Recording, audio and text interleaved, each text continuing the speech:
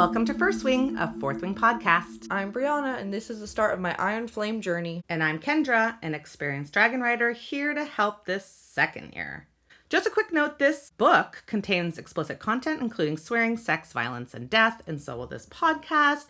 There's a lot of sex in this book. Well, I mean, I guess it's just one... There's a lot of pages of it. There's a lot of pages of sex in these chapters. In these chapters, yeah. That's what I meant. So yeah, that's coming up. Today we are discussing chapters 26, 27, and 28. Yeah, we get to do another 3-chapter episode today because chapter 27 is, I mean, pretty much just all sex. And I don't know how much you guys want to just hear me talk about sex. I don't really want to hear myself talk about it. So we figured that's going to be that would just be a short episode. So we added another chapter, which was good because it's a good chapter. Yes. And it's short. Like I feel like the first chapter and the third chapter are both short. And the only long chapter is when most of the pages are just sex. Yeah. So it is the first sex of the book. So we're like, what? Is that true? Yeah, it is true. Wow. They held out for a long time. Yeah. Stubborn Violet or Xaden, depending on how you look at it. Okay. Last episode ended when Jack just showed up in battle brief as a distraction from the crazy letter. Somehow smiles at her looking all serene, like he's not going to kill her. Yeah, I don't know. What is going on? It's definitely weird. Oh, actually, speaking of what is going on. Yeah? I had, when I was editing the episode, I was like, I think that it's not actually Jack. I think the reason why Caroline needed to be there, like kept needing to come help Nolan, is because she was like the closest one to him in the unit or whatever, in the college. And she would have like the best idea of like what he looked like, basically. Like, oh, like his nose needs to be a little bit less centered. Like, I don't know. Because it's so weird that she needed to come. Yeah. Be there the whole time. And be a part of it otherwise. Like, what would she have to offer? Like, hold his hand, I guess. But, like, I don't know. Like, it's just weird. The whole thing's weird. So, I don't think it's actually Jack. The whole thing is weird. Okay, good. Thanks for that prediction. Yeah. So, we're starting with chapter 26. It starts out with a blurb on the top. Menders are not healers. Healers are bound to the code of Xaden? Maybe a god? Is that like the god of healing or something? I've never heard of this as a god. So if it is, I don't think they ever come up again. Yeah. So or maybe it's like the name of the person who started the healers. Or the first healer. Yeah, I don't know. So the code of Xaden, sworn to aid all in time of need and never to harm a beating heart.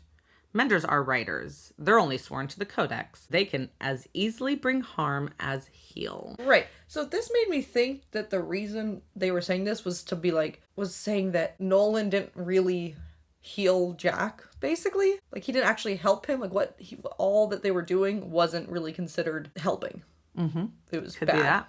But then, after reading the chapters, I'm like, oh, then it was like, I don't know. What did it come out to be? It was like trying to get us, the reader, to worry that a healer wouldn't help, or a mender wouldn't heal Xaden if they were given orders not to, basically. Okay. Like, to make you like, oh my god, no one's gonna help him. They're gonna be ordered not to help him, or they're gonna be ordered to pretend to help him but actually kill him. Yeah, for sure. So, I want to just say here that I'm wondering if this is a reference to something else coming up later or not, but I don't know, because I actually would love to discuss it when that happens, to see if this is like one of those pre-references that doesn't show up in the chapters, immediately. So we'll see. It's very interesting. Okay, good. So we're still in the middle of this battle brief where Jack has shown up, and her little group is sort of like, what the heck? You know what I mean? Yep. And so this is here where Jack has this soft smile, curving his mouth for an instant and then looking away. Right. And nods at her. And Riddick is like, what the fuck was that? And she's like, I have no idea. And then now Taryn has come back because he went to go check when he first heard this. And he says, it's him. Bade has kept the truth hidden for these months. I just don't believe it. You don't believe that he kept it hidden? No, Bade might be saying now that it's him, but I don't believe it's him. I got it. But at the same time, like, I mean, yeah, I guess. I don't know. Okay, that's okay. You might not know for a while. I can see him, she says to Taryn. And then she says, she thinks to herself, I'd ask how the fuck a dragon hides something in the veil, but Andarna isn't exactly common knowledge either. Did that confuse you? Yeah, I'm like, yeah, she is. All the dragons know that Yeah, she's not. Indarna exists What? and that she's... It made no sense. I'm In like, the she's dreamless not sleep? common knowledge to the humans. Yeah. But the Like, dragons know that they have babies. Right. They know how the whole thing works. It's And that the dragon babies knowledge. eventually change too. Yeah, I know. Maybe she's thinking, like, that the dragons are No.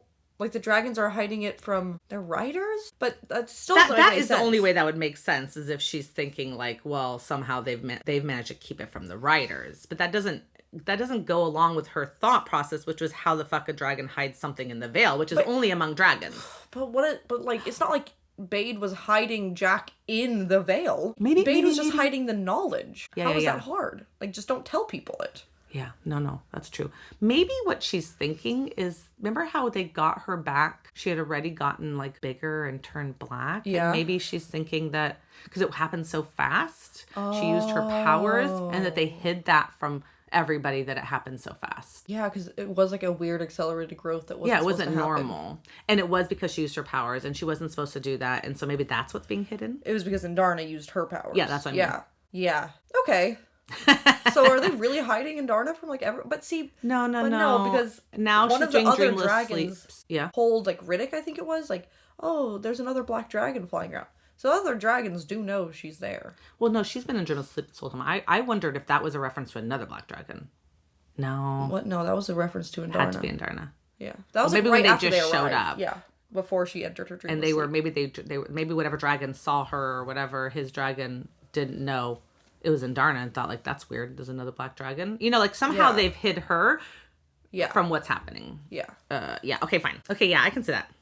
So they're like thinking, or maybe kind of falsely hoping, that Jack has changed and it's all going to be okay, right? Uh-huh. But they're like, okay, fine. Jack's alive. It's hardly the worst thing she's ever faced this year, is what she's thinking. Like, she's like faced Venom, whatever. Yeah. You know, she's improved a lot since then.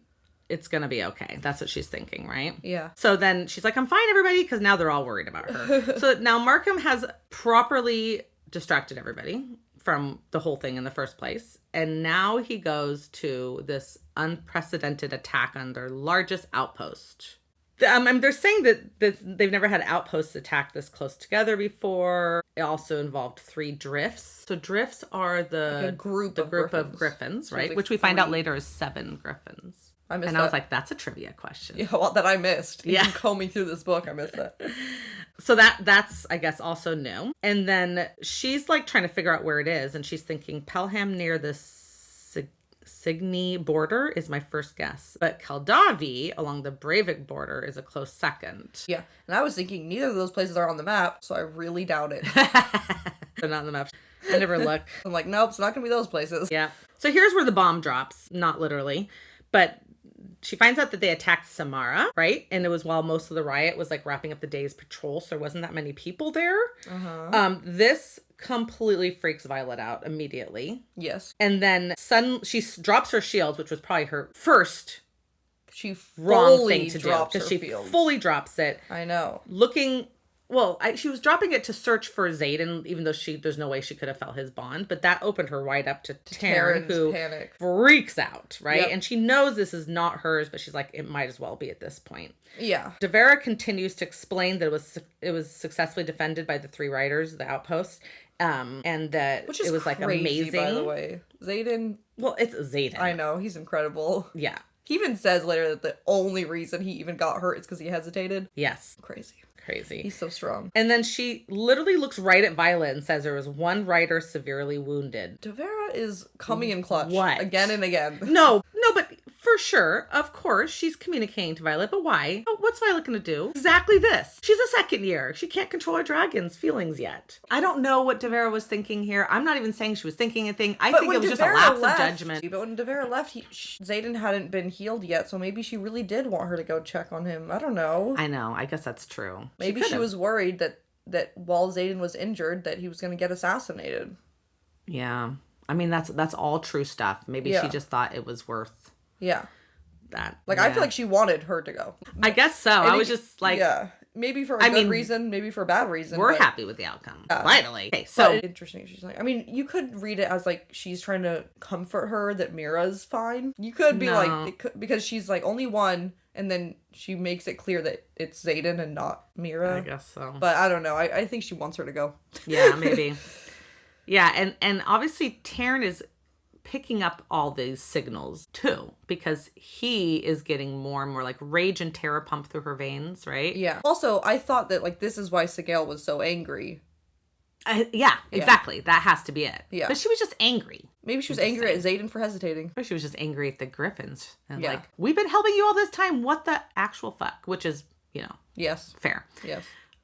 Okay, so now Professor Devara lifts her hand and scratches, like the left side of her neck where the relic is. And so that's her way of communicating that it was Xaden, not Mira. But Crazy. that's it. I know. I was like, she's so on their side. Like, she has to be.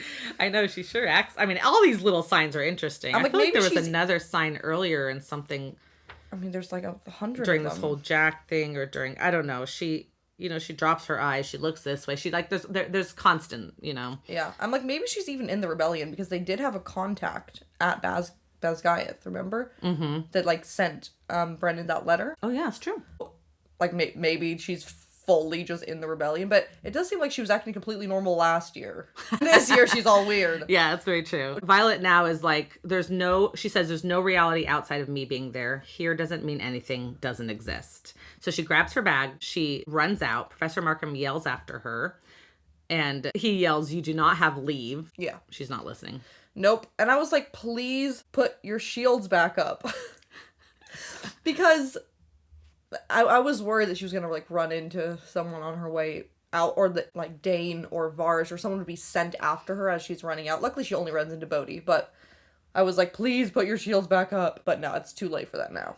Yeah. It's too far gone. She can't concentrate on anything. Also, I was like, finally, I've been waiting for this moment all book when she just is like, I don't care about anything. I'm leaving. Going to Xaden. Also, like, this was a very close prediction that I had earlier about how something bad would happen at Samara that would make, I said that it would make Violet not return to the college, but instead it's just making her leave the college. But it's close. Yeah.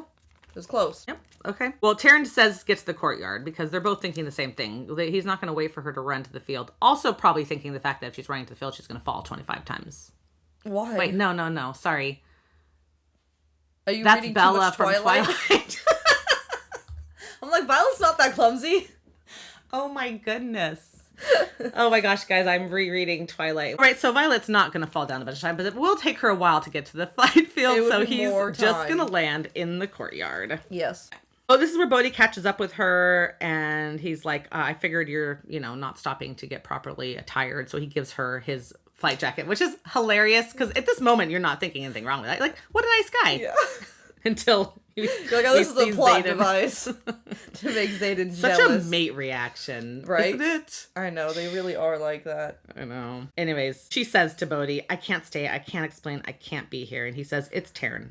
Go. Yeah, I liked earlier when she was thinking, like, here isn't even a thing. Yeah. She's like, nothing exists outside of just getting... Yeah, his emotions have overwhelmed her insanely. And I think part of the reason for that is she also is very worried. Yeah. If she was like, I don't give a fuck about Xaden, I don't think that could have overwhelmed her as intensely. Yeah. I It's think like she could have adding fought onto it. her own feelings. Because she also wants to go. She also wants to be there. Yeah, no, So, she's terrified. yeah. I mean, you can see that from the rest of this chapter, even though she does manage to, like, Kind of shut him out. shut him out, she was still terrified. Freaking out. Yeah. Okay, so now we're on chapter 27, because that was a short chapter. And the beginning of this chapter says, by their third year, a rider must attain full and complete control over their shields. Otherwise, in moments of extreme stress, they are susceptible to being not only influenced by their dragon's emotions, but controlled by them. Yeah. So this is third year. Yeah, they said by third year. Yeah. But she's getting really close already. Like, she's already has really good shields because she's been trained Mm-hmm. by Xaden. And also, he even said, I think, in the beginning of this book, or at the end of the last one, that she already has the strongest shields of her year. Mm-hmm. So, but I was thinking, hopefully, this line about the dragons, like, and their emotions being influenced, whatever, I was like, hopefully that's all that's going to happen with her shields being down. Because I was still, like, stressed that something would happen when her shields were down. Yeah. But yes, that's all that happens. Yeah. No one else tries to get into her mind. Yeah. I didn't even think about that, but yeah, that's a good point. Okay, good. So, they've landed in Samara just before nightfall. She's pretty much totally stressed out Like anxiety at the highest. She just like can't even care about whatever is going to happen when she goes back. She's like, I'll handle whatever. She just needs to find Xaden, right? Yeah. And she even spent this whole 8 hours trying to separate her feelings from Terrence, but she cannot. He is in primal mode. Yeah. He is like desperate. Now, again, we always wonder how close does he have to get before he can get some sort of signal from her. Signal from Sigale. But at the same time, I think at that point, like, it has ramped him up adrenaline so intensely that even if she says, I'm fine, what the fuck are you doing? He's like, I need to actually touch you. Yeah, I need to see that you're not wounded. Yeah, because at this point, he has already gone too far. Yeah. So that's my thought about why they didn't just be like, get close enough and be like, he's fine, turn back around. I don't think that would have happened. I mean, he's like, I've flown all this way. I miss her. I always miss her. Yeah. Might as well get a little.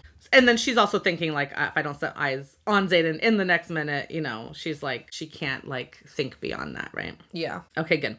So, and that's what we were thinking that Taryn's, you know, view is the same. So. Yeah. And it's interesting because, like, of course they both know that Sigale's not dead. Because if Sigale was dead, then, you know, Taryn would be dead and then Violet would be dead. Yeah. But, yeah. Anyways, she could be really injured or whatever. Yeah. It does have this line right here, which I don't know if I noticed when I read it. It says, Sigale may have told Taryn that Xaden lives, and I could see how bad it was for myself. Is she saying that Sigale told him that? Yeah. Oh. Yeah, Sigale, so she's like, okay, I know he's living, but she's still like going like, I still need to see him like immediately. Like, this is still overpowering me. Yes, exactly. Okay. And like you said, that's exactly how Taryn's feeling too. Yeah. It's like Sigale probably said, I'm completely fine. I don't even have a scratch. Yeah. And Taryn's like, I don't care. I'm coming to see you.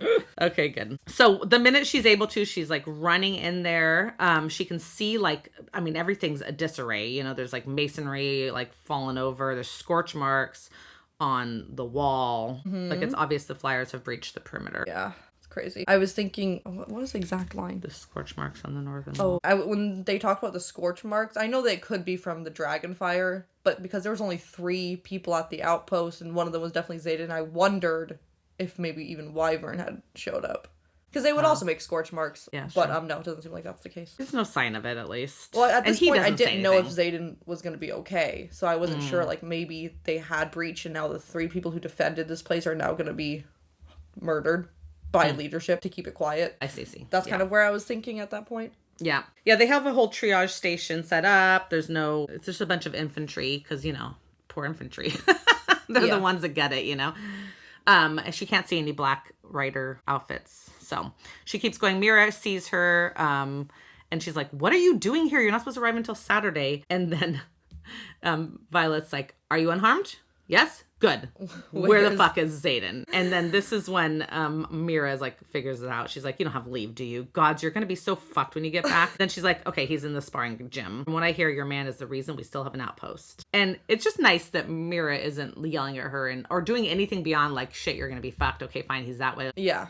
That's what true. else is she gonna do at this point? True. Yeah. And I mean, I know they tried to convince Mira earlier about like the realness of Violet and Xaden's relationship, but I think this is really proving it now. Yeah. She's like, oh, wow, you really just came to check on him. I mean, she doesn't know all about, like, the Terran aspect of it and all that, but yeah. Yeah, she doesn't pick that up, which is interesting because, anyways, that's fine. Like, even Bodhi noticed it, you know? Yeah, because it was, like, in that moment. Like, by now, Violet's already got her shields more in place, Not right? all the way. Remember? Because he throws her in the shower for that. That's true. Yeah. That's true. So she gets to the gym. She's thinking like maybe there's like a special setting up at the gym that's like, you know, just to handle his injuries. She gets there and she's like, wait, what? And then we get this paragraph, short paragraph.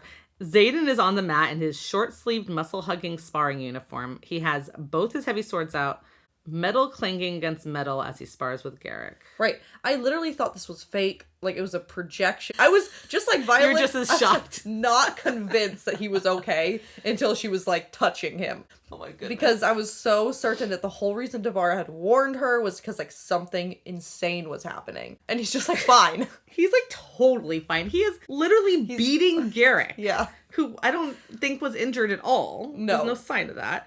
Xaden's like teasing him that he's too slow. I know. I was so confused. I was like, maybe this was like a trap set up for Violet. Like maybe he was never injured in the first place.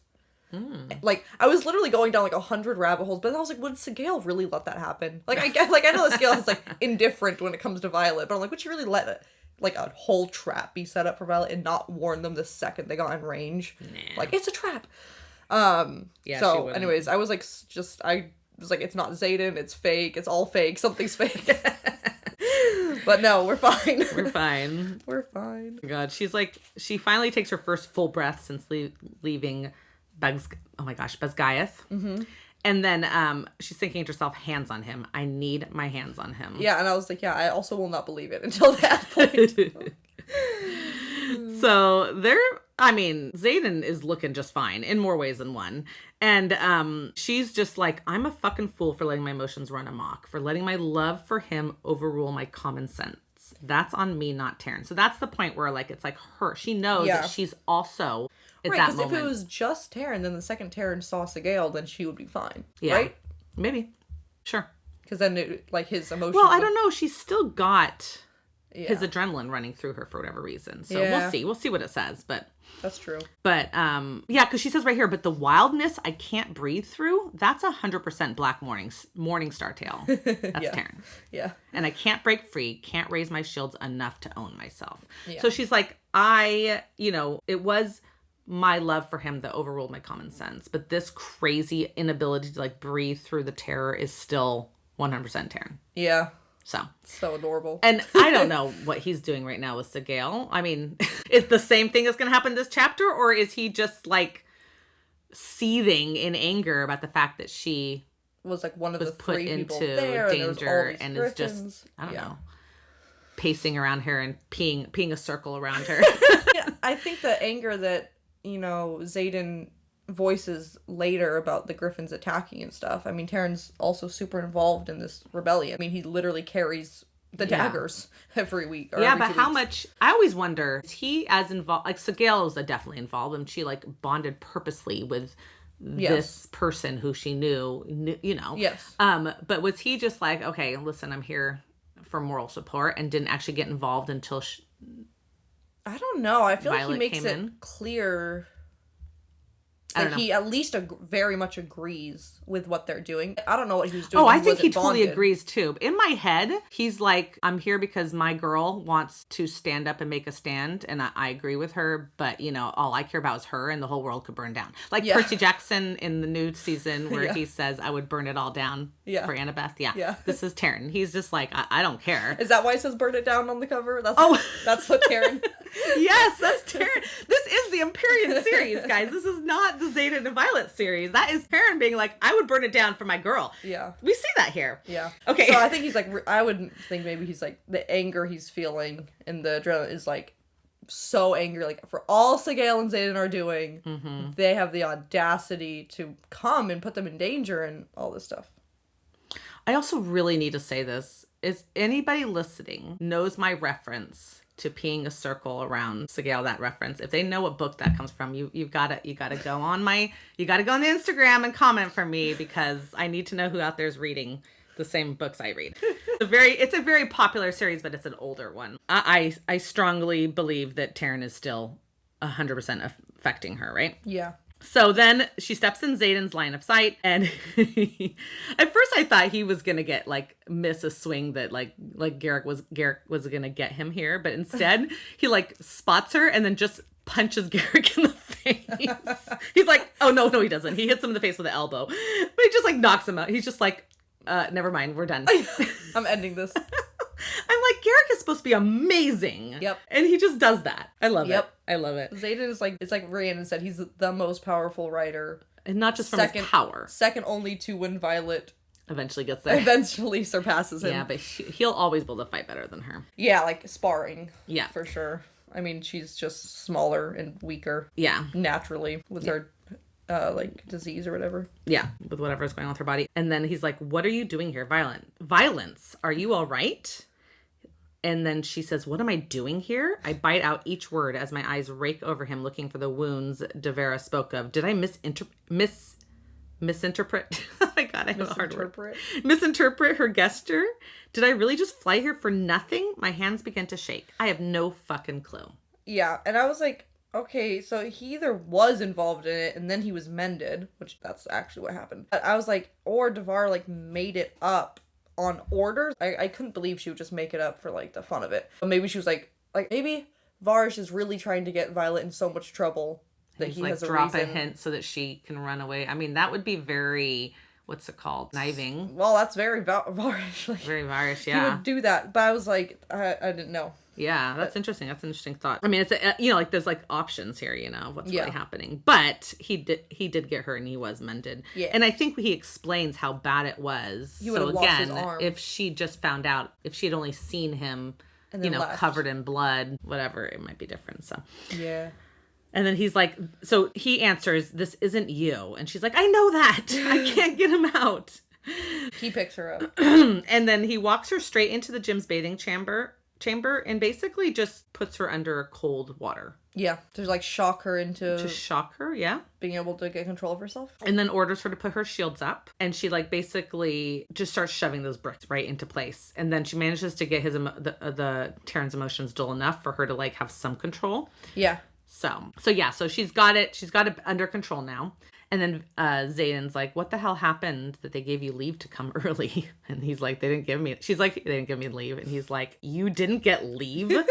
And I'm getting louder, but he actually gets softer in his dangerous tone. He's like, "When you already know that Varish is going to fill in the blank, right?" Yeah. And then he gets distracted mid thinking about whatever Varish I don't know. is going to do. And he goes, "Who the fuck's flight jacket are you wearing?" And she's like, "Really? Like, what is going on?" Uh-huh. She's like, "It has a 3rd-year rank, 4th wing insignia, a section leader designation. Who the hell's jacket do you think I'm wearing?" Uh-huh. And then he still is like doesn't say totally anything. pissed. And she's like, "It's Bodhi's, for fuck's sake." Uh-huh. She calls him a territorial asshole. It's But great. he still doesn't like feel any better. No, he's like I said, he's being like a mate who's like about to go kill his cousin. And she's like, "Are you serious right now?" And she like, pulls the jacket off not very easily because it's wet. And she's like, "I ran out of battle brief the second Devera clued me in that you'd been wounded. Yes, I left without leave. Then I flew 8 hours at breakneck speed with an absolutely irrational Terran who thought if you'd been hurt, then Sigale could have been too. And now you pull some possessive, jealous, whose jacket is that bullshit just because your cousin knew I was so panicked that I wouldn't stop for my own flight leathers. You can fuck right off."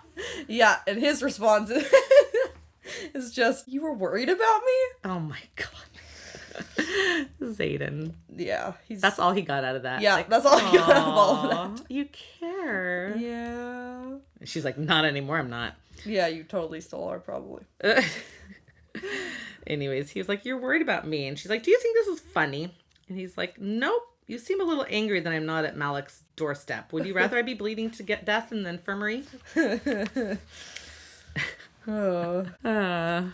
Here she's thinking like he doesn't get it. His life might depend on mine, but he doesn't feel the way I do about him. I can't. When she throws that line out, I'm just like, what is In up? her defense, he refuses to tell her that he loves her. I know. I keep forgetting about that because I feel like he shows it, Yeah. But yeah, she does say he hasn't said that, so. Yeah. But she's just explained that she's pissed off that she's been so reckless, right? And just like has no control of her emotions, that she just ran after him like basically, I don't know. I was going to say a dog in heat, but that's not really what it was. It's more this like, totally love sickness, like just can't think beyond it, Yeah. And she accuses him of always being calm and collected. Right, and in control, that's right. Yeah, and she's like, "You would have waited for the information. You wouldn't have let Sigale's emotion take over." And then he wrenches up his sleeve, showing this like puckered, angry red line that stretches from the top of his shoulder to halfway down his bicep. It's an inch thick at the top and triple that where it ends. That's a very big scar. That's 3 inches at the end of that scar. And he's obviously been mended, she thinks. If the scar is still that raised, he must have almost lost his arm. So if he's mended and it hasn't healed much more than that, then it was pretty bad. Yes. But still, he just goes and spars. I was feeling fine. I guess so. So then her anger, fades out this because she's like, he really was wounded, right? So then he explains, "I'm fine. The scribe's report must have gotten out before the mender arrived from the eastern wing." So I guess they didn't have a mender in Samara, this large outpost, whatever. They just have one mender for all of the Eastern Wing. I guess so. And then he says, "You're wrong about me. I wouldn't have waited for all the information or even proof if I've heard you'd been hurt." He says, "I'm not always calm or collected, and I'm never in control when it comes to you." So at this point, he's also pulled her right up to him. Yeah. So her heart is beating fast. She's like, she's still got this whatever need going on still, just needing him. Yeah. And then he's like, even now I'm not doing what I should. And she's like, what? And he says, hauling your ass to the mat until you're a hot, sweaty, aching mess from a dozen rounds of sparring, because I warned you never to put your life at risk over something as trivial as talking to me, and yet you did it again. Yeah. And that was the warning from when she went on the parapet. Yeah. Yeah. And she's like, I'm down with everything but the sparring, meaning the hot, sweaty, aching mess. Yeah. Anyways, he says, full disclosure, I would have done the same thing you did because I'm just as reckless for you as you are for me. Aww. Yeah. And then he says, you still love me. Yeah. So this time he just kisses her and doesn't wait and doesn't ask, and she's all for it. Yeah, and I was wondering, like, they are alone, right? I'm like, wait, was this shower everyone place else, like in a different chamber? They're not just like in the sparring room. They're in the gym shower. Yes. When he goes in, he shuts the door behind him. Yeah. And also everyone else is busy putting the whole place back together. And it was just for some reason. He was probably like, sparring. You get a break. Defended us all. And he was like, right, let's spar. Garrick, let's go spar. He was probably pissed. I mean, he just got attacked by griffins who he has been helping. Yeah, at risk of his own life. We hear more about that later, but yeah. Yeah. Here we go. They are pulling clothes off. Yep. She tells him to risk his heart for the first time. As opposed to making her risk his. Making her risk hers. Yeah. Yeah. And he's making excuses not to tell her, because he just says, like, if I tell you how I feel right now, you'll never trust that I'm not just desperate for your body. But no, that's stupid. He always has a stupid fucking reason not to just say it. Yeah. Whenever there's books that have that where like the guy's like, I can't say I love you now because then she'll think, I'm just like, no. That's actually not really just true. Say it. You're being weird. And then if she doesn't believe you, you say it again another time. And if she doesn't believe you, you say it again another time. Ridiculous. You gotta start somewhere, people. Listen, if you're a guy listening to this, which is probably unlikely, say I love you. Yeah. Okay. Or say, like, I hate, this is, like, another thing, like, it's, like, such a stupid common thing when, like, a woman's like, I wish you would compliment me more, and then he's like, well, I can't now, because then you'll just think I'm doing it because you told me to. It's like, what? What are you talking about? Like, just do it. Why are you being weird? Yeah. Like, and again, if she thinks that the first time, then just fine. Keep doing it. Just do Eventually, it, like, she'll get over it. Yeah. Yeah. I'm just like, your logic is ridiculous. I think that people in relationships are not often logical, so that's just the way relationships are sometimes in the beginning. But she starts taking her hair. Oh yeah, she does. All out, and he asks, "Are you trying to bring me to my knees or win the argument?" Because he said that both. He said in the last book that her hair would do both of those things. Yeah. So he's like, which one? And she's like, yes. Yes. Her answer is both, basically. She said, I just spent 8 hours terrified of what condition I'd find you in, and I'm telling you that I don't just want you, I need you. There are your 3 words. That's all you get. Take me or leave me. Uh-huh. Thank goodness he doesn't decide to go stubborn here. Yeah. Because we've been waiting all book for him to finally just let it happen. Yeah. So yeah, we get a lot of letting it happen. I didn't have anything here to complain about the angle or, And he does a good job protecting her from her own lightning powers. Yeah, he knows how to, like, smother the... He does good protecting her from her lightning powers, but then manages to totally break the, pipes with his shadows at the end. Yeah, well, she can't really do the same for him. Because I don't think... Lightning doesn't stop the shadows. Yes. Anyways, wait, there was like this moment here where she's thinking like it's not going to be the last time like that they have sex again, like, yeah. And I was wondering, like, are you on your path to forgiving him, or do you just think you've like broken him down so that he doesn't, like, he's not going to demand you to say you love him? I wasn't sure. Yeah. Well, at least she's not saying like this is our last time. I'm gonna be weak this once, but then after this I'll be strong again. No. Yeah, thank God. Yeah. Well, although again, she hasn't been the one saying let's not have sex. That's very true. It's been him. So. Yep. She's thinking positive here, optimistic. All right. Yeah. We get paragraphs of hot, sweaty sex. Are they still okay? No, they went from under the water to onto a stone bench, and I'm just gonna tell you, maybe it's these older bones, but but what I don't care. It's not easy. That doesn't feel good. Having a stone bench behind you. I mean, at least later he pulls her up on top, sitting on top of him. Yeah. Like, okay, that's better. But ow. I don't know. I feel like these guys are always in pain anyways. That's true. They live a very I guess so. I just Crazy feel like something life. would have, she would have like, something would have went out, something would have hurt, you know? Yeah. Ways. But yeah, so like I said, when he loses his control, so this is what she loves. She loves seeing him lose control. And I think in other circumstances, he doesn't break things with his shadows. Yeah. So she Like with basically, Katrina. Catriona? Did I say her name? I think it's Catriona.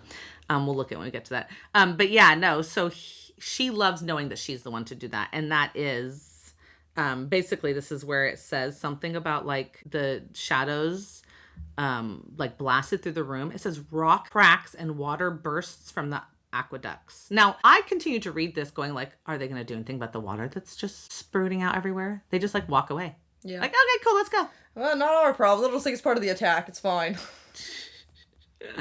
Anyway, so they're done. They're happy. And she's like, what do we do now? And he says, we have options. I love this.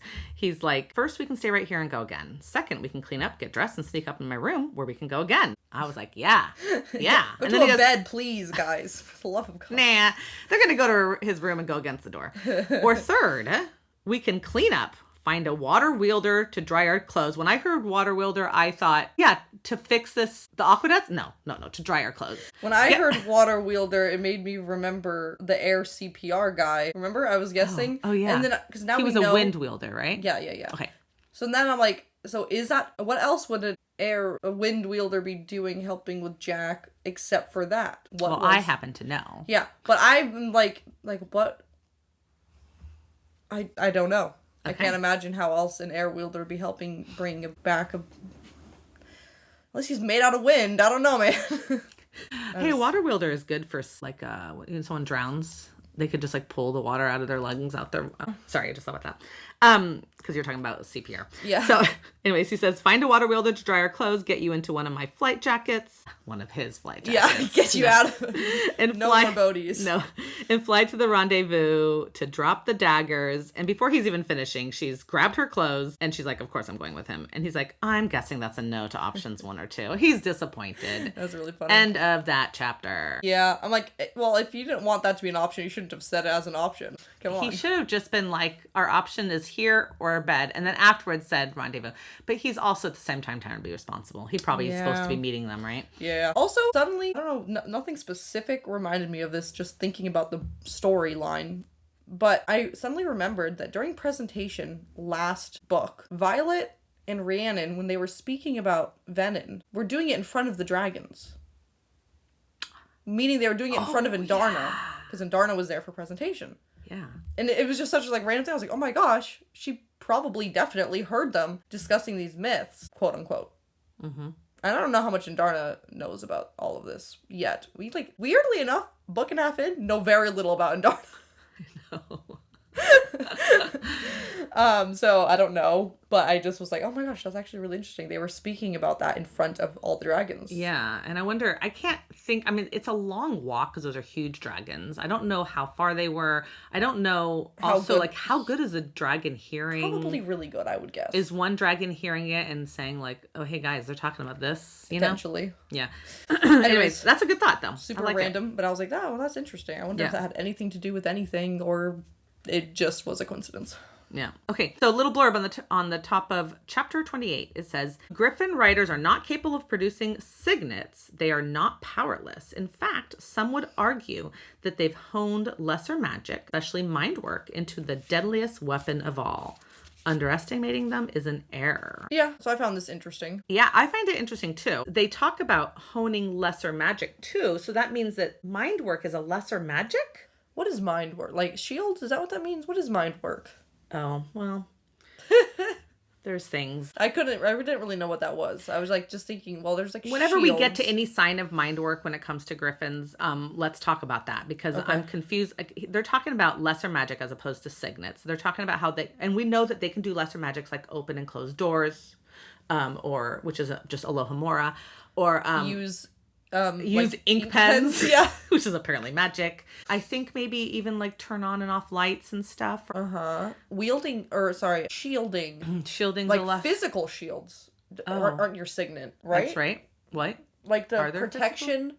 Oh, like the words weaving, Yeah. Weaving shield, whatever. Yeah, Whatever so whatever that stuff is lesser magic as opposed to signets. So then they're referring to this mind work as it is a lesser magic. So here we are. They're now leaving and heading out to the rendezvous spot, right? And she's like talking about how like no one is even like blinking at the fact that these two are going off with their dragons because they're mated. So they're just like, oh, okay, cool. They must just be, I don't know, having a nice stroll. Is it dark? Is it light? I don't remember what time of the day it is. Well, I think she get there arrives right before nightfall. Yeah, so they're like heading out in the night for a beautiful view of the star. stars. Yeah. Oh, I think she does mention that the stars look pretty. Oh, there's no better view of the stars on the continent than from Taryn's back. Yeah. He's not happy with her going. And she... Taryn. Sorry, Taryn. Yeah. He says, I still do not approve. And she says, and yet we're still flying. They do go past the wards, right? So she feels that weird feeling again that when you get like past that wards bit, you know? Yep. And then Taryn says, only because I vowed to let you make your own choices after rest and not because I agree with you. This is an unnecessary risk. And then she thinks or says, one, Xaden and Sigale take all the time. He's like, the Shadow Wielder is not my concern. And she's like, what about Sigale? And he's like, psh, she wouldn't be taken down by anything as puny as a griffin. Says the dragon who just flipped out and flew 8 hours. Worried about Sigale and the griffin. Yeah, but he could have also wondered if there was a venom attack. Yeah. He could have. That's true. Because the venom can kill dragons. Yep, and the wyvern. And the wyvern definitely can definitely too. Can, yeah. Yeah, that's completely true. But I'm just saying, I'm like, yeah, he obviously really blasé for a dragon who just flipped out about their mate. That's so true, so true. And he's like, and as for losing the Shadow Wielder, she would be emotionally inconvenienced. That is true. I love this banter right here. Yeah. First of all, she's like, an emotional inconvenience, is that what I am to you? Yeah, I love that he doesn't really answer. He says, you're currently a prize annoyance.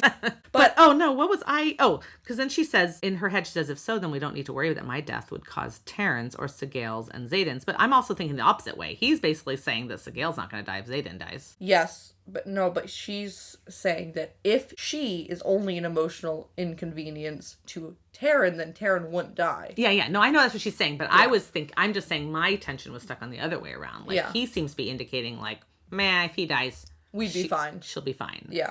Like almost like she's not as emotionally attached. I don't think she is. Taryn maybe. I think they mentioned that like this is how Taryn is with writers in general. That's why he almost died the last time. Yeah, but I just think like his personality. Died. Yeah. And he had gone through all 3 years with the guy in the college and was out in the field at that point. Yes. Assuming they were better. Violet is just better. I mean, obviously she's the female main character. Yeah, he'd be more emotionally invested in her. But yeah, I mean, they also say that his bonds get stronger with each one. Oh, okay. That's something they mentioned last book. So like, if the last one was killed, this one definitely would. Okay. Was the thought process. But yeah, it just seems like when you hear Sigale and Xaden talking to each other, yeah, there's like mutual respect and stuff, but it just doesn't. I don't know. It does seem like Taryn is way more emotionally invested in Violet. Yeah. Even just 2 years in. Yeah, could be. Both of them have sarcastic. Sure. They show their love through sarcasm. But I cannot imagine Sigale coming to Xaden's defense the way that Taryn comes to Violet's defense. Yeah, and we read some of the POV chapters where Xaden talks to Sigale. Yeah. Yeah. Okay. Like, I'm sure, like, again, like, mutual respect between the two of them. And, like, it's not like they don't like each other. They totally do. But I cannot see Sigale, like, physically defending Violet the way that, or Xaden the way that Taryn does to Violet, like with Soulless. Yeah. And stuff. Sigale would be like, figure it out or you're not worth my time. Like, I just genuinely think that's how it would be. Yeah, interesting. Okay, good. They start to approach this valley and, land. I guess it was kind of abrupt, and she says, that was abrupt. And he says, next time you fly and I'll ride. I know, that's funny. Yeah, I love him so much. Yeah. And then she tells Xaden, he's still pissed that I came along. And then Xaden says, you've gotten strong enough to handle Atos. So he's saying, like, I don't know what he's saying. Well, if they're good at mind work, maybe he's saying maybe that's why, yeah. Your shields are good enough not to let in an actual, basically the closest thing to a mind reader we have. Yeah, that could be because of the reference to mind work. I didn't think about that. Yeah. And then Taryn says, I'm more worried about the company the lieutenant keeps than Atos. And don't even think of dismounting Silver One. And she's like, what? And he's like, undo that strap and I'll launch. And I think he would. Oh, 100%. Yeah. I don't think he makes idle threats. She says, "You can't be serious." And he's like, "Try me. I agreed to come to the drop-off. I did not agree to endanger your life when we are easily within a wyvern's flight from Zola. I, too, remember what happened to dismounted riders." Zola a place or a person, by the way? No, Zola is the place where Cliffsbane, whatever it's Oh, called. yeah. And it was just taken over by Venom. Yeah, the academy that was, like, taken over. Couldn't remember for a second. Also, she thinks about how she's not the only one who's having dreams about what happens when the Venom start wielding. Mm-hmm. But I was also thinking, like, he probably goes through her dreams just as much as she does, especially if she wakes up, like, so emotional from them, you know?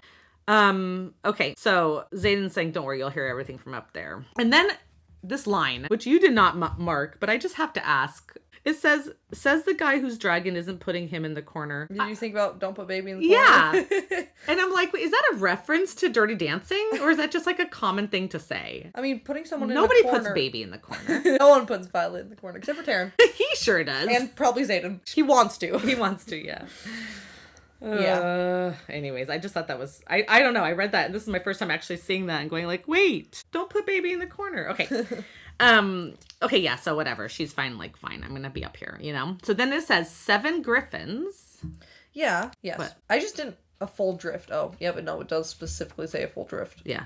Okay. I was like, is it always 7? Yeah, 7 griffins of full drift land in the clearing ahead and walk forward. So now we know, everybody, this is a trivia question. Know the answer. A full drift is 7 griffins. Yeah. Anyways, the griffins are about a foot taller than Xaden. They're not that big.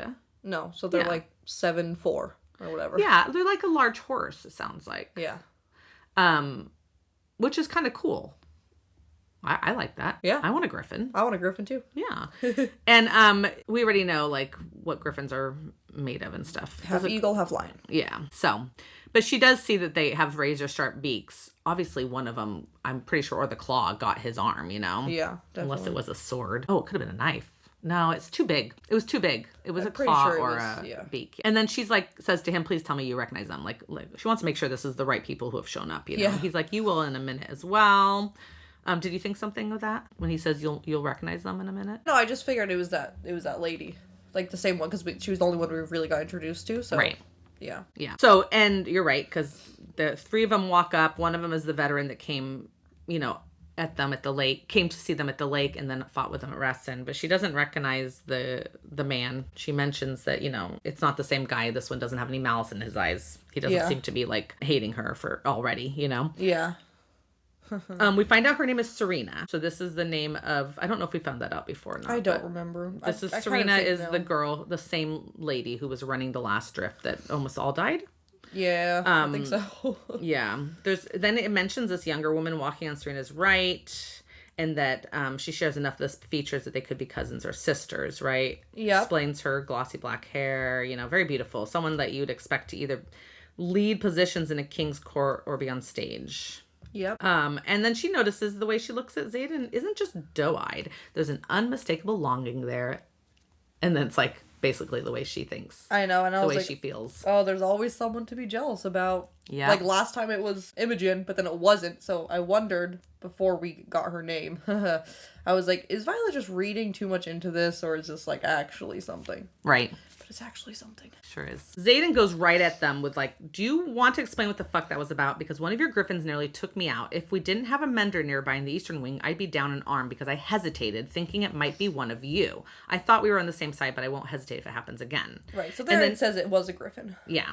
And then Serena is like, "Well, I can't control every drift, and I'm not going to blame other drifts in their other chains of commands who have to follow orders. We need more weapons than you can supply. There are enough daggers in that outpost to arm 100 flyers." But he's like, "Those are powering our wards." Yeah, we need those too. Yeah, and she's like, "Well, when are they your wards?" That's Whatever. what Kat says, actually. Oh, that makes more sense. That sounds like something Kat would say. Yeah. And then that bitch. He's like, and then she's like, "At least you have wards, Xaden." And he says, "For now." But then again, Violet's like, she just said his name, Xaden. Where, you know, where the other girl, Serena, called him Ryerson. Yep. And she's like, they definitely know each other. That's what she's thinking. This is when I was wondering, like, is she reading too much into this? Oh, yeah. Or is this actually something? And then, I mean, until we hear her name. Yeah. And he says, like, these attacks have to stop. I don't care, like, where, in what chain of command, like, the minute I hear that they're stealing daggers from outposts or any of the Navarian wards are being weakened by the thievery, cut off what shipments we do have. And they're like, well, you'll condemn us to death. And he's like, no, you'll condemn us all to death if you do it this way. Like, if those wards fall, like, right now... That's not going to help you either. Yeah, it's not going to help anybody, because now we're going to be dead. We can't help you then. The alloy, like, all of the way that they can make the weapons is all going to be put in danger. Exactly. It'll be over. Yeah, and he says there's enough raw magic in this area that's been protected that would just feed these venom for centuries. Like, they would just get so powerful at that point. Yeah. I mean... Oh, that was her saying that. This is Violet speaking up and saying that. Because then Taryn's like, you're drawing attention to yourself. Yeah, shut up, Taryn. Yeah, no, she knows how bad it could be, for sure. Yeah, and she's very logical. She's like, she's understood enough of this now that she's like... that's not the smart thing to do. Like, no, you're thinking with panic at this point, which is understandable. People are dying. Yeah, but it's like in Navarre, but you are blaming Navarre for basically thinking in panic too. Like, their panic is like, we have to save our people, we have to save ourselves, we can't worry about them because it's not worth it, because we'll put ourselves in danger. But then they're doing the same thing. They're like, well, we don't care about the Navarian citizens, we don't care if they all die. Yeah, we just care about ourselves, and yet that's what you're mad at them about. Yeah. So whatever. It is a very emotional, emotional in a way that is not necessary. They're totally not thinking about the long term. Yeah. And and same with Navarre. They're also not thinking long term, because eventually the Venom are coming for you. Maybe you should prepare your citizens, you dumb people. And you hear later, and you'll hear more about this, but you hear later that there is a luminary. Yes, we know and this. I'm like, we know there's one at Basgaia. Right. You've heard it earlier, but then you hear that there's like something that Xaden, like that they need or something like that, right? Yeah. Yeah. And I'm thinking, like, again, this makes me so mad. You guys could just work together. Why is there a luminary sitting somewhere when you need it to get more of the daggers? Why is it... You're saying there's a luminary in Promiel that... Did I say something that you haven't read yet? No. Okay. No, you haven't. I just couldn't tell which luminary you were talking about. Is the ones who's dying right now. I know. But they won't let them use it unless Violet is given to the guy, I guess. I don't know. That's what they're hinting at. Does it explain? Okay, I couldn't remember how far I got. They hint at it very heavily. Right. So, but again... If you're that terrified of death for your citizens, someone just what unless this guy's like the king or whatever, I can't understand why someone else isn't ordering him to give up the luminary. Give it up. And if he is the king, he's dumb. So just kill him. Oh gosh. And take his luminary. Yeah, like it's so that is the dumbest thing to me about this whole thing. Anyways, I get so irritated about that every time it comes up. Okay. So anyways, she says this thing, right, about it, that being stupid and everybody will die if you, take down our wards. Yep. And then Serena says, nice to meet you without Ryerson's face attached to yours, Sorenkill. So funny. Also, taunting Kat a little bit. Oh. I would say that Serena is taunting Kat by saying that, because there's no reason to say that. You could just say, or she's just kind of funny, but yeah, maybe. I don't know, man. I like to believe that she's being like, haha, they're together. And then it says, though I'm guessing he still doesn't trust us completely if he's got you on the back of that enormous dragon of yours. It's like, no, Taryn doesn't trust Xaden. you. Yeah, it's not Xaden. And then you can see that Violet kind of likes her here, and she does say it later, but she's like, I'm glad he made it through Reston. She's being genuine. Yeah. And then Serena's like, we made it through thanks to you and that incredible lightning you wield. I know. She's like giving her props. I know. Reminding Kat that they're in a relationship. I feel like she's totally on their side. Yeah, but at this point, Taryn starts growling because Kat is staring at Violet, which is basically at him because Violet's the size of an ant on top of his head, Yes. So it doesn't matter. She's looking at the dragon, where like earlier it says that Serena is not gazing up while she's talking to Violet. Yes. And she's like, better than to stare at the dragon, and that's where we get Kat. I know, and I was like, so is this her name or is this her nickname? Because we already heard this woman's name from Bodhi. Wow. So you recognize that? Yes. Oh. Because Bodhi had already said it. But he said Catriona. Yes, right? but that's why I said, is this her name? Is her name Kat? Or is her nickname Kat? I got it. So you were picking it up faster than Violet did. Yes. Okay, good. Well done. That's what you do good. Yeah. All right. So then the woman's like, I wasn't staring at the dragon. And then she looks at Xaden and says, she's striking. I'll give you that. And then Violet's like, yeah, what's that mean? What does that even mean? Like, what does that mean? Like, what are you trying to say? That like another time Kat was like, hey, let's fuck. And then Xaden's like, no, I'm with Violet. And now she's like, well, I'll give you that. She's striking. Yeah, probably. That's what this reads as. Which is exactly why Violet goes, what the fuck? Yeah, what the fuck? What have I missed? Whatever. And then Xaden just says, don't. And then looks back to Serena and says, Sorengel's right. You take down our wards. There's nothing stopping them from draining the hatching grounds. They'd be impossible to engage, let alone defeat. And then this other guy asks if you'd rather we die while you sit protected. And then Xaden says yes. What a dumb question. Yeah. It's like, I'm already doing enough to help you guys, but would I prefer us to die or you to die? That's an easy question. Yeah, and this reminds her of that the first time she saw him talking to his, other, what's it called? The Rebellion kids. Yeah. The same kind of like, if you can't fucking make it, then you can't make it. Like, we're not dragging down with you, But he says here, this is a war. People die in wars. So if you're asking if I'd rather your people die than mine, then obviously my answer is yes. It's foolish to think we can save everyone we can't. Yeah, you are literally telling us that you would rather us die than you die. Yeah, so like, what? Where are we here? Yeah, that's how it works. And then Kat says, still an asshole, I see. Well, I mean, he is. Yeah. He's our asshole, though. Yeah. Not hers. Yeah, go away, Kat. So then he says, we've lost riders to the Venom too. We're fighting with you, but I'm not sacrificing the safety of our movement or our civilians for yours. If that makes me an asshole, then so be it. We're not just sitting behind our wards either. I'm risking my life, risking the lives of the people I care about to get you weaponry from Bezgaeth and to complete our own forge to keep providing that weaponry so we're ready when both Dark Wielders and Navarre inevitably come for us. Which they will. So they're trying to make their own luminary in They're trying to make their own forge. Okay. I believe there's a forge and a luminary. Two things are needed. Okay, right. Because she's, or maybe to complete the forge, you need a luminary. So she's saying, because then Kat jumps in saying that Viscount Takaris. Oh yeah, he's a Viscount. He's not the king. Yeah. Argue with that statement. You have not one, but two chances to acquire the luminary. So I think that in order to complete the forge, he needs a luminary. Yeah. And she's saying like you haven't accepted. Like you're not actually doing it. It's not like you haven't had what he's asked for both times. Yeah. So two different things.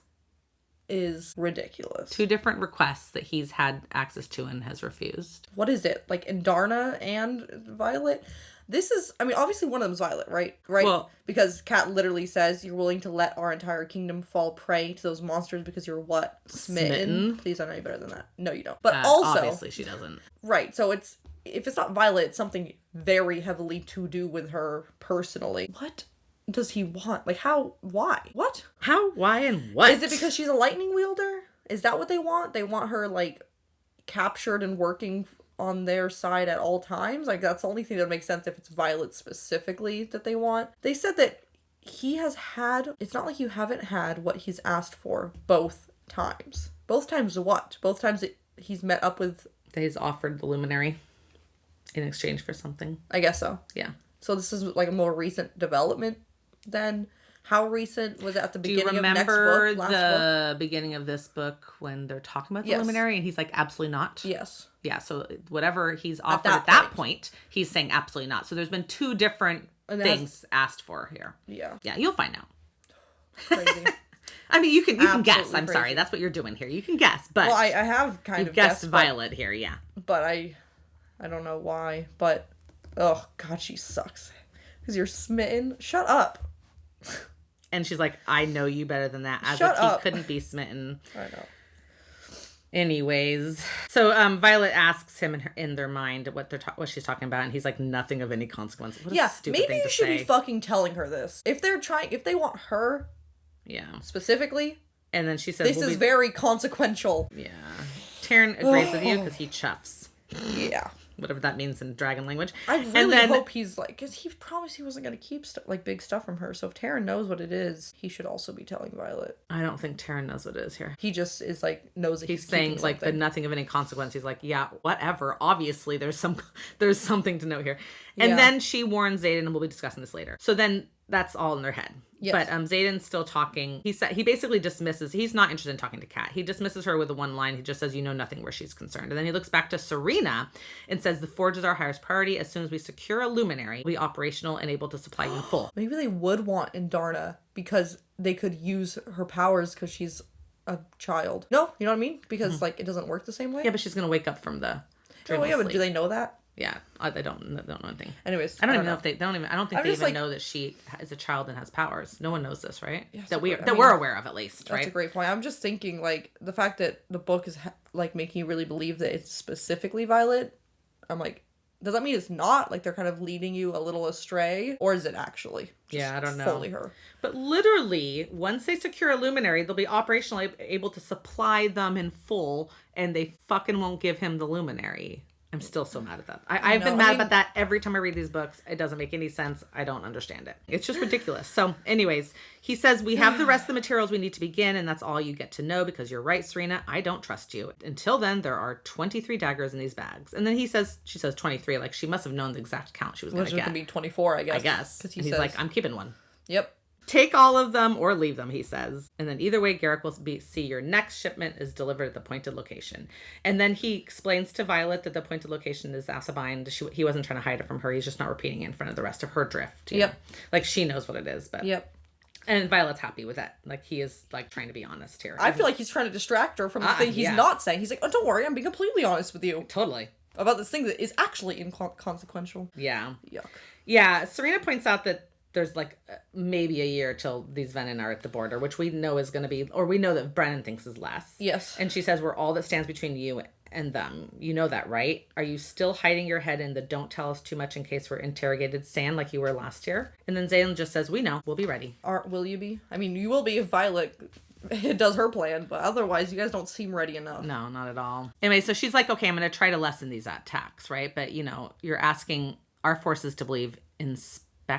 Yeah, because Xaden won't openly say that he's supplying them. I got it. So basically, Serena's like being like, no, I promise Xaden's supplying us. And they're like, I don't believe you. Yeah, because Anyways, he just repeats the warning that if you come for our wards, I'll watch you die. Yep. And then Sigale like huffs a blast of steam at them. They're like, okay. They grab the bags. They take off. And then Serena says, thank you. And then looks to Violet and says, tell your dragon he's still the scariest fucking thing I've ever seen, Sorengale. And then she says, I would, but it would just inflate his ego. Yeah, like that he can't hear. Yeah. And then she says, stay alive, Serena. I'm starting to like you. And then she smirks and says, she smirks at her and then says, okay, let's go, Catriona. And then Violet gets it. She goes, Catriona? Cat? The way my stomach hollows has nothing to do with Terran's sudden launch into the night sky and everything to do with remembering what Bodhi said weeks ago. And this is his what he said. I've never seen him care like this, and that includes Catriona. And then she thinks, oh gods, the way she looked at him wasn't just longing, it was memory. But like that line from Bodhi should make her feel happy. Like we know that Xaden has a past, and all Bodhi was saying was like that even this person that maybe he'd been with longer or something showed more interest in than just like one night. He never cared about her the same way he cares about Violet. Yeah, I mean, she's just realizing this is an ex of his. That's all she's realizing. And that the fact that it's even Catriona means it's probably one of his more important exes. Yes.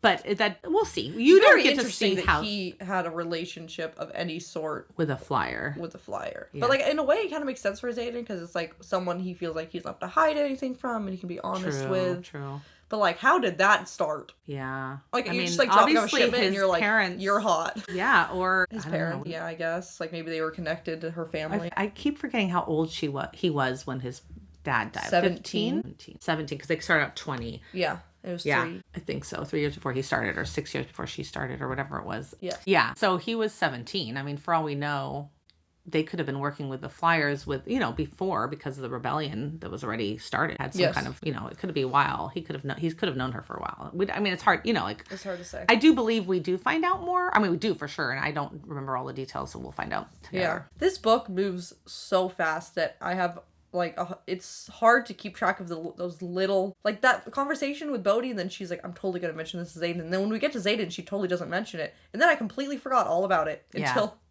until the name Cat was mentioned. And I was like, oh my gosh, that thing that I forgot about from chapters ago. It just, everything happens so fast. She always has something more important on her mind than the thing before that, and then finally it comes back around, and I'm like, oh yeah, that thing. It's like the whole mending thing. Like, they have to keep bringing it up to us. Yeah, that was like the only thing I had clocked like hard enough that I had kept it in mind this whole time. Becca just kept mentioning it so that we would clock it. Helpful. It was made to be clocked. Yeah. Well, anyways, that was fun. Thanks for listening, everyone. We are going to read a review that we got on Spotify, which is a good reminder that even if you don't have Apple Podcasts, you can rate us on Spotify and leave us a review in like the comments of an episode or whatever. And if you have Apple Podcasts, leaving a 5-star written review, we always check those. So Yeah. we'll read those on the podcast too. We love your guys' reviews. Yeah. And this one is by Amy. And she says, these episodes are always a fun listen. Brianna is scary accurate with her predictions. Can't wait to hear how y'all feel through the rest of the series. Yeah. Oh, I hope I'm still making good predictions. Like I know from last book everything like that I predicted and what came true and stuff, but this book we've had so many little things have happened without the payoff yet. I know. That I'm like almost halfway through the book, and I'm like, I don't know the payoff of like half of the things that have been set up yet. So I'm like, I have no clue. Maybe it's just this book all wrong, last book all right. We'll see.